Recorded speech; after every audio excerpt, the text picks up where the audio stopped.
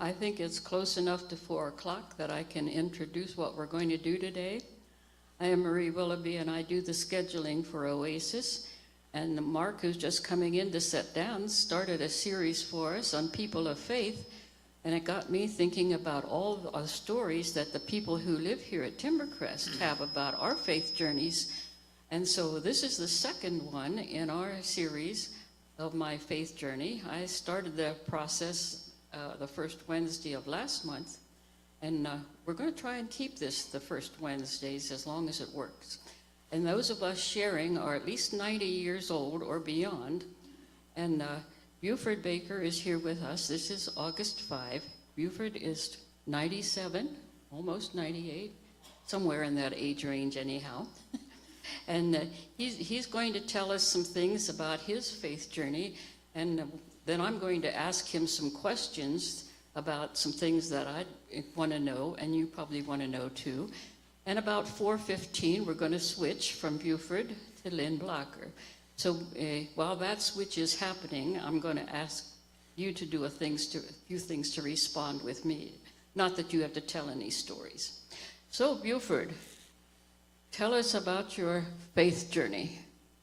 Okay, may I? You have a mic on your lapel. You just talk right. Oh, yes. My life started very young. It was my grandmother that kind of pushed me, and she was very much a believer in I thought somebody said, in the church here at Manchester, and she kept after me and kept after me. She believed in you were innocent until you were 7, I believe. And when I become 7, all she did was work on me to get baptized. So finally, to please her, I got baptized. And then when I was about 21, there is a little lake in South Whitley, and I go to the church in South Whitley, that we had a baptism there. So I got baptized again. I didn't quite feel thoroughly what I wanted to feel like. So I've been baptized twice. And I don't know how much more you want to know, but a lot of it was my grandmother. Everything, I was kind of pleasing my grandmother is what I was trying to do. Did you have to say something about your belief when you were baptized? I mean, your belief. What did you believe when you were baptized? Did you say you had to believe that Jesus is God's son? Is that mine or his? Yeah, we didn't go too deep in it. Jesus was the head of everything. That's about as far as we went. Mm-hmm. Well, in your own home, did you say grace around the table? No. So your brothers and sisters, were they part of the No. church too? Not? No. Tell us a little bit about your family.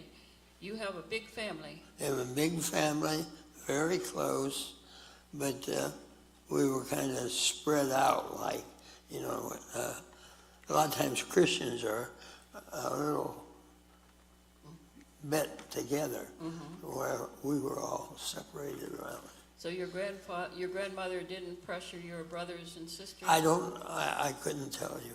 How many brothers and sisters do you have? There was 4 and 4 of us. So you made a family of 9 children. 4 and 4 is 8. Well, but 4 brothers or 4 sons? Oh, and with me, right? Okay. And where do you fit in that series? Second. You were the next to oldest. Mm-hmm. And do you know how old you were when your youngest sister was born? She was born while I was in Germany. Were you in the service at that time? Yes. So you'd have been around 19, 20 years old or more than Oh, that? yes. Older yes. than that? Mm-hmm. Okay. And which church were you baptized into here in town? Yeah, First Brethren. In the First Brethren. And what kind of baptism was that? Forward.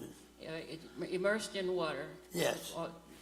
And in the floor at the church. In the basement, church in the basement. Okay, and then when you were baptized in South Whitley, That was a pond. you was on outside, was it the same kind of? Yes, the same kind, only it was outdoors in Okay, the pond. that was very good. Well, then when you sat down for meals in your home, did you say a blessing before you started eating? Not too often. Okay, so your faith really wasn't nurtured around the table at home? No. No, okay. Did you get to go to a Bible school or Sunday school? I beg your pardon? Did you go to Sunday school? Yes. And First brother. You went to the First Brethren? Yes. Sunday school. How did you get there? Walked. So your home was close enough? I lived by the covered bridge. Oh, okay. Wasn't too long a walk then. Did anybody walk with you? Yeah, usually what brothers or sisters were going Okay. along. Did you get to go to summer Bible school? No, There was no Bible school? not then. Not then. Not then, okay. I went once and I got awfully homesick. But Okay, that wasn't a day school then. You went to, was that at a camp or was that? it was at a camp. Okay. And it was up at You're not the only Middlebury. one who gets homesick at church Yeah. camp. It was a church camp. Okay, well then, when you were in high school, did you keep up going to church? Sure. All right. And what was your job when you were out of the service then? I worked at Magnavox in Fort Wayne at transportation. Transportation. Yes. Did you do the driving, or you No, just, no, just no. loading and arranging? No, just figuring how much it costs, making the Oh. bills and things like that. Oh, you were the brain. No, Okay. Did you ever get married? no. But you have a lot of boys that you influenced. Tell I me do. about this big brother, big sister program that you were such a good part of. That's one of my favorite parts.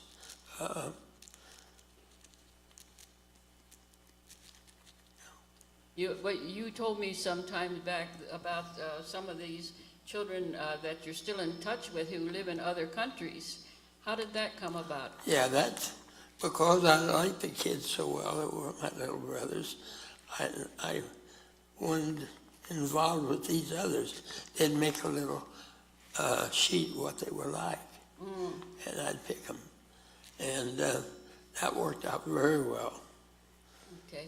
So sometimes these young men who are now grown men, aren't they? Yeah. Come and visit you and bring their families Occasionally, but that's pretty much stopped now. because they're getting too old and not able to do it. Yeah, I suppose. All right. You have a question on your paper. How did you share your faith with others? Can you talk about what you did to let people know that you... Not too much, but I would take my brothers and sisters to Sunday school with me. Oh, you took them to church and Sunday school with you. Yeah. So that's a good way to do it. So you were never elected to a job in the church then? You just were taking care of the boys and... Not to my knowledge. Okay, all right. Do you still have your own prayer time and your own Bible reading time? I don't read the Bible. It's a little hard for you to see now, Yeah. isn't it? But you still stay in touch with God through the evening? Every night. All right. How do you feel God has helped you to be the strong person you are? I have no idea.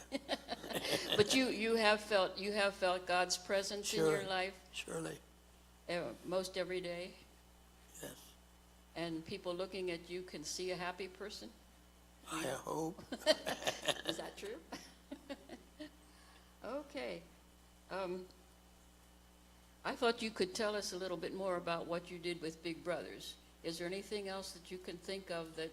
How many of these persons do you think you took care of, or were related with in some I way? cannot even tell you. It was a dozen. That might be a little too much. Might be too many. Mm-hmm. Yeah. Okay. But I spent a lot of time with them. Weekends we went to movies. we went to basketball games, hockey games, such things. Where were you living during the time that you were so active with the Big Brothers, Big Sisters? A lot of it in Manchester, You were but still most living of it in South Whitley. in South Whitley. So the program was active here in this community? Not as I understand it, as effective as it was in South Whitley. South Whitley had the main connections for you. Yeah, yes. But when did you move to Cullimer?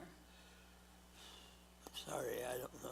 You don't know that one, but you have a nice house that you live there, and it's been sold a couple times. No, since then when I moved to Collimer, after but see, I lived in Manchester before.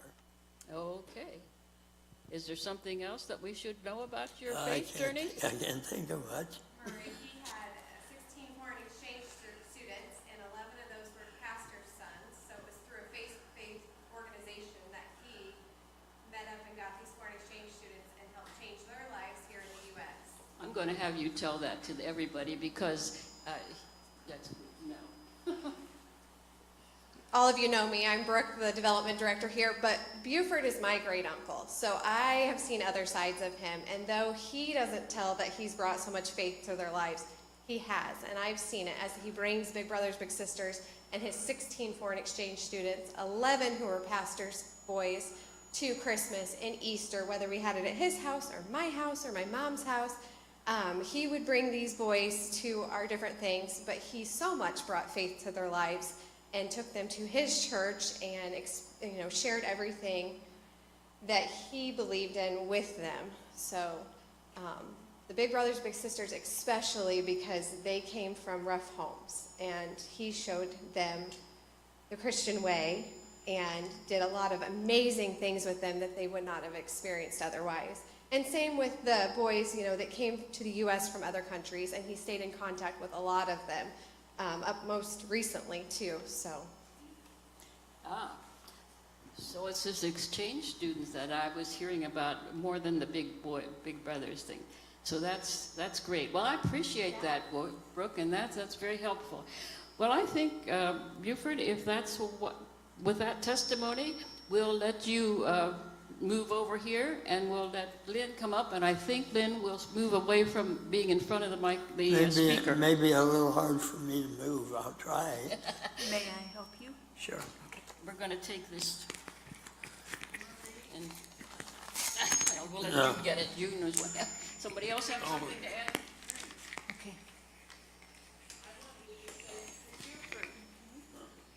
Buford, it's Ann. I remembered that you took care of your mother when she was old and she needed someone to be with her, and I was her hospice nurse. And that's how I happened to know that. And you were there, and you lovingly took care of your mother till the end of her life.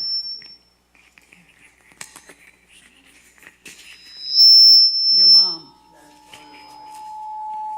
Jude, let's take the chairs away from the center, because that's. You want him we're farther we're out? under the speaker, so.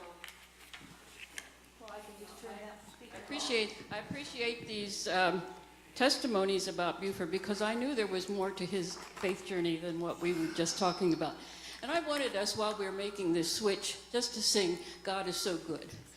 God is so good. God is so good. God is so good. He's so good to me. This is Lynn Blocher now. I had given him a set of suggestions, and he has his story ready.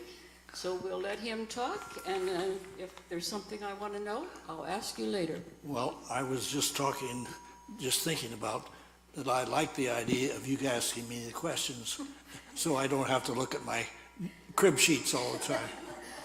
Let those be the question asked. Okay. Well, I guess my first, my family has far back as I can know, has always been the Church of the Brethren. And that goes back to my great-grandfather, I don't know how far beyond that. Both of my grandfathers were ministers. One was a full-time minister, another one was a farmer minister. And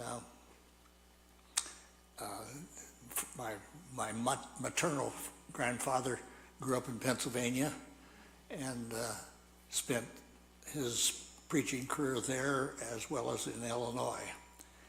And of course, my paternal grandfather was a farmer, and so he lived around Greenville, and there were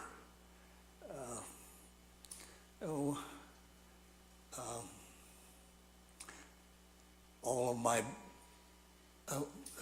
church was a big part of our family as I was growing up, because my grandfather Blocher was nearby. I mean, he lived in a farm away from where we did. I mean, 2 miles away, and so he was always a part of my life, our life. And I had a brother and 2 sisters. Still have 1 sister. We went to the church every Sunday. If I went out on Saturday night, they say you can come out, you can stay as long as you want to, you need to, but you have to go to church on Sunday morning. So that was a motivation for me to not be too tardy, whatever I was doing in the evening. I want to talk about one thing about my grandfather. He was a farmer, and he a preacher, farmer, and he was doing he preached at some of the neighborhood churches sometimes, and he had an old Model A car, and the dealer put his initials underneath the window on the driver's side so that he could make sure he got his car, because in those days you could have any color car you wanted as long as it was black. And so, and his initials were Ira G. Blocher. And so when he'd go to these neighborhood churches, one particular church, the young fellows used to, on the new car, where the dealer would put his initials so that he could see his car, he'd know which to see his car. And the young boys at this one church used to say that, well, first of all, the car had the gear ratio so that you had more power going backwards. And so if you go up a hill, sometimes he'd back up the hill. And so the young boys saw those initials on his car, and they used to say, "Oh, that's I go backwards car." IGB. And so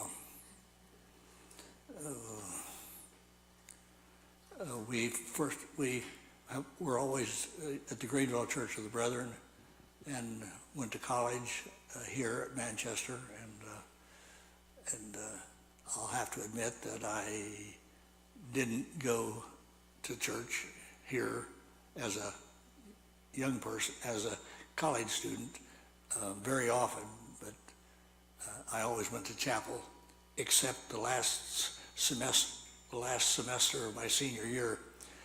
We had to go through a line as you registered, and one of the spots on that line was to pick out a chapel seat. And I skipped that chapel seat, skipped that spot on the line, so I never had a chapel seat to They took attendance too, didn't they? well, since I didn't have an assigned seat, they didn't know I wasn't on their attendance sheet.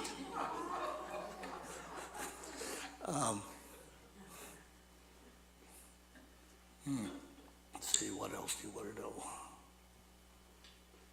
What else do you want to know?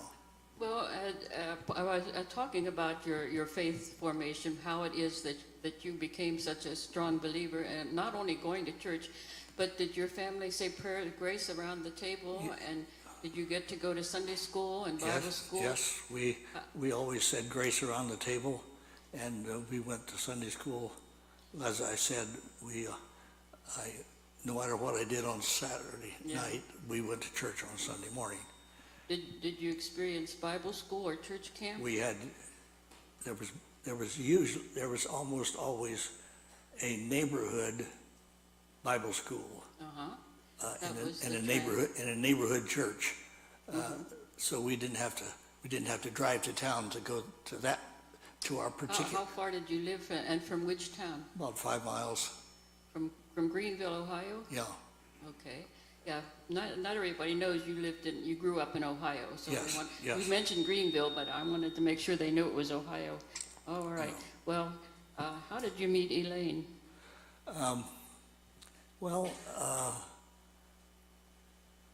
In my senior year in college, I knew that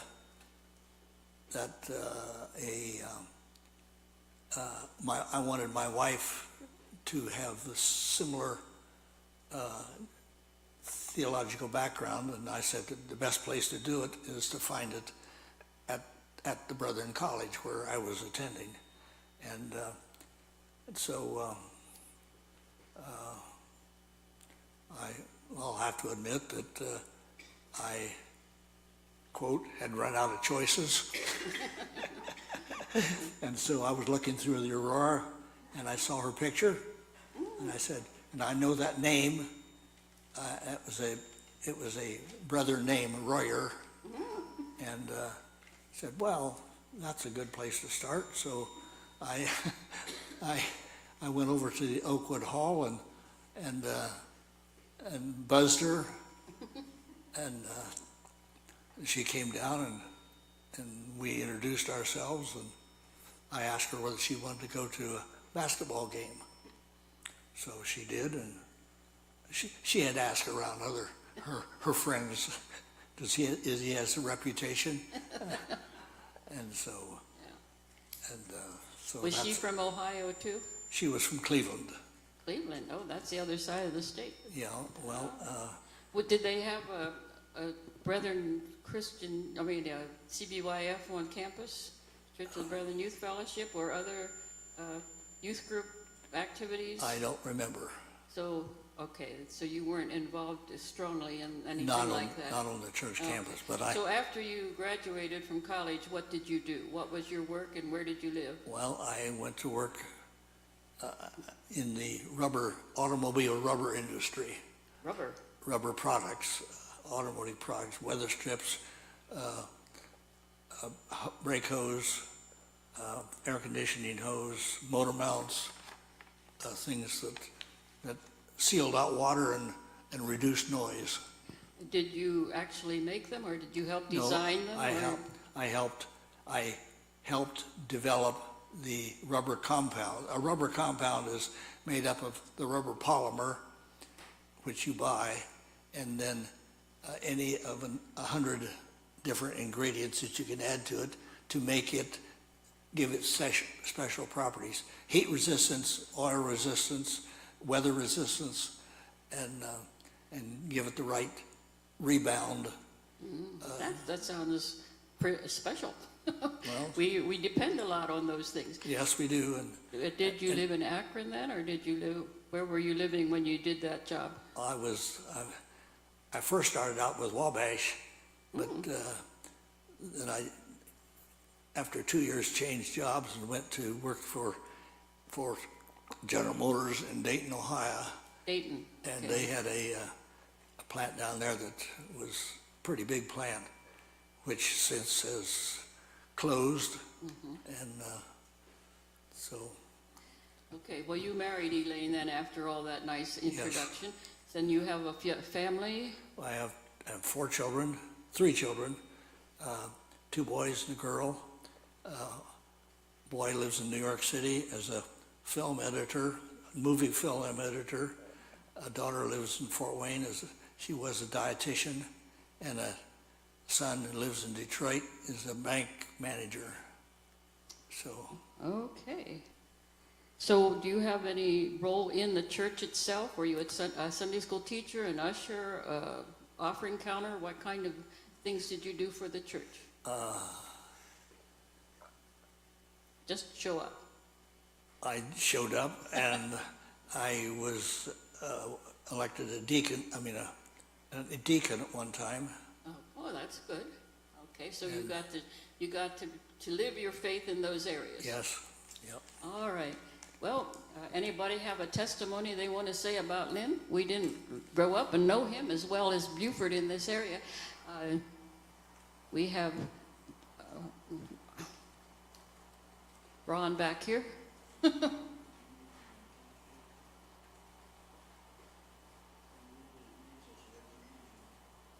you major in?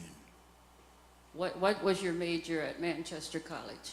My major was chemistry. I didn't use a lot of chemistry. It was more physics than chemistry, but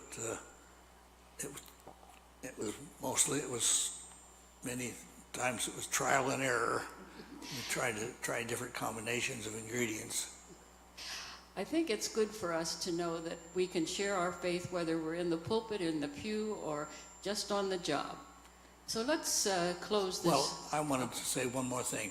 I think speaking to this crowd is like speaking to the preacher, is speaking to the choir, preaching to the choir. What really it should be is I should be speaking about my faith to 14 to 25-year-olds, and so that because that's where your faith is developed, because you develop your faith and your way of living by the people you associate with.